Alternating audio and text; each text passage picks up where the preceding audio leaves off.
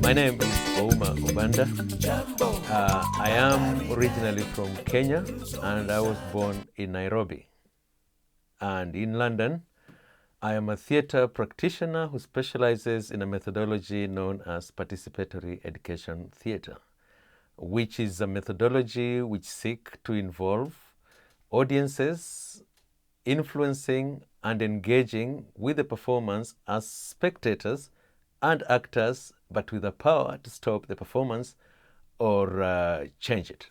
It basically involves designing performances which are tailored to the needs of the community you're targeting for the purposes of engaging them in these performances, because when you design performances that reflect their lives, it's likely that you'll get them to identify with the issues that you raise in the performance.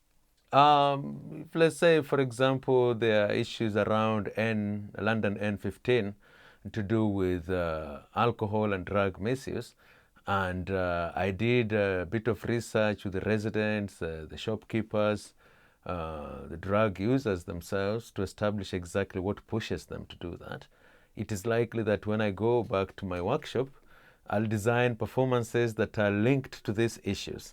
So next time, if I knocked at your social hall and said that I had a performance for the community is likely to identify that performance because drug and alcohol misuse is a rampant issue here.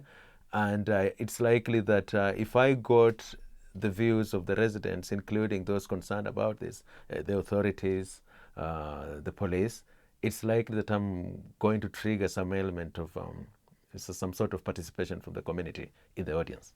It would be in any sort of environment. For example, if we have issues to do with human rights, you do that on the streets, so you do this in spaces where other activists, sympathizers, sponsors would access so that they can join you in the struggle. If you're doing it around health issues, then you're looking at, for example, if we are doing it around mental health issues, and this project is around Brixton or Streatham, then we're thinking about engaging the local authorities, the National Health Services concerned with mental issues around that area. We talk about the victims, we talk about their families, and any other person who may be affected. It's one way of bringing people together in some sort of entertainment, but also you educate each other. In the process, you participate in the debate, which assists those facilitating it to figure out which way forward. The aim is not to have the audience remain static. The aim is not to have the audience remain with the definition audience. The idea here is to get in, to perform this, to carry out these performances, but make them facilitated performances where the audience is already alert that at any one point, if a member of audience feels uncomfortable with what they see, because it's supposed to be reflecting their lives or something they know, if they feel uncomfortable about something in the performance, they've got the power to change or to stop the performance, and they can actually come and take the responsibility of acting in a way that reflects their lives. Recently, we did something around PrEP, which is an HIV drug that has not gained a lot of publicity, especially among the Black Africans. And the question is why? Some feel they're targeted by it. Some feel they'll use a PrEP on them, and they feel like they're guinea pigs. So my work as a specialist in this, it was a pilot sort of project, was to find out how do we get these communities, the target communities, the Black Africans, engaging with such performances for us to be able to establish, why are you, for example, shunning PrEP? Why don't you think that this is it's a drug that actually is supposed to be helping us? I mean, for many years, for many decades, we've been fighting with HIV/AIDS. And it's fortunate now that this drug comes with certain good news. If you are suffering from AIDS, then you're still safe with it. If you have not contracted AIDS, it's still a very good drug. So why is it that we actually have been affected by HIV in England more than any other community? Yet we're not the ones who engages with campaign or strategies to promote PrEP. Because remember, with participatory education theatre, the idea is to represent facts as they are. The minute you twist the truth, then you're also likely to get an outcome that is twisted. So you stick to the facts. You cannot, for example, investigate climate change and receive facts about climate change and then twist it with a view to get an outcome that is desired in some way. So I was very keen also to establish, is it true that Africans, we are big in numbers when it comes to those who bear the burden of HIV? And apparently the numbers are staggering. My intention was not to conserve buildings because I'm not by definition a conservationist, but as a theatre practitioner, again, using PET as a methodology, there was need for me to engage with this work based on my previous work with the National Museums of Kenya and friends who were very keen to conserve the architectural heritage, colonial architectural heritage in Kenya. So naturally, I found myself lending my skills to this effort. And before I knew it, I was now engaged with the museums directly to support and champion this work before I came to this country 19 years ago. I bet the question here is, whose history?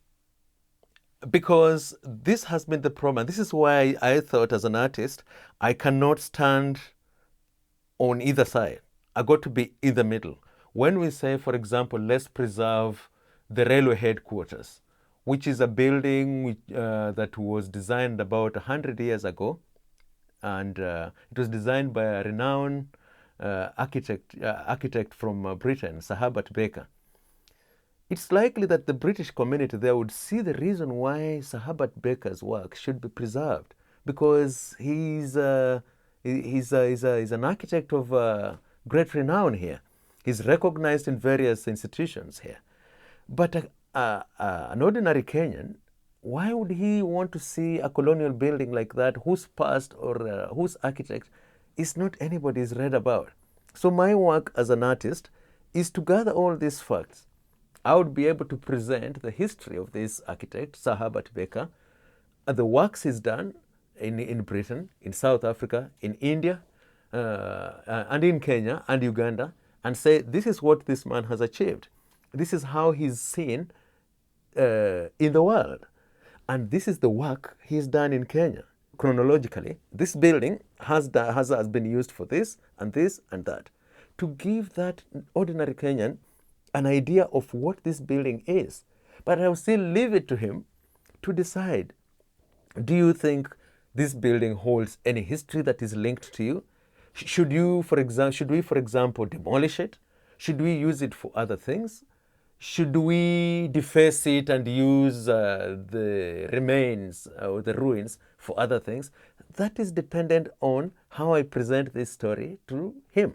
And I think most Kenyans, they would benefit from this information. Once they know how these buildings, these structures are connected to their own history, or their own story, it's likely they'll say, no, I think this is something I want to preserve. But if they don't know, it's unlikely they would think, oh, if colonial masters are now not part of our story here, why do we need, for example, their buildings? And I think that contributes a lot to the attitudes. The conversation is very much alive. It's alive partly because of very unlikely incidents. For example, the land grabbing incidents. They've triggered these conversations. When land is grabbed, people want to find out, oh, has this land been grabbed for development purposes?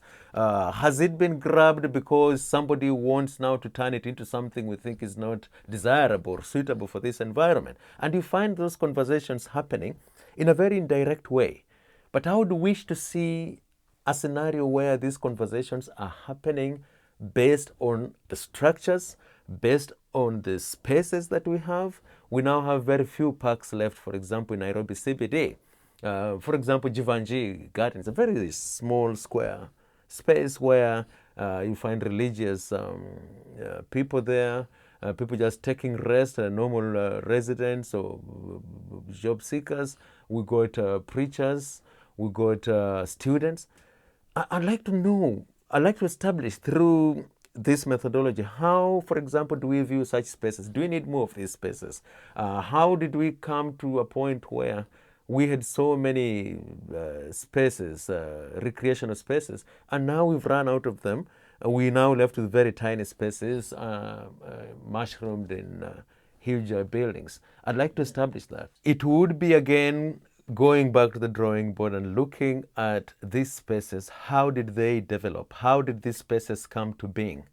And when did we begin to feel we are losing these spaces? Then package that in my theatrical performance, which I present to Nairobians. So, for example, Nairobians or Kenyans in England, they would be seeing, for example, they would be seeing images of these structures within the performance space, and they will also be hearing the stories of these spaces told by me. That's going to trigger some sort of jog their memory. They will identify with one of the images and say, oh, I know this. This is Kimathi Street, formerly Harding Street. Oh, this is Kenyatta Avenue, formerly Dalamere Avenue. Or this is White Horse Lane, formerly, this is Haile Selassie, formerly White Horse Lane. And say, but the road has really changed. The spaces have really changed. Why have they changed? I should make this a priority to invite you to the next event so that you're able to witness how this methodology works. And I would be very honored if you were to do that.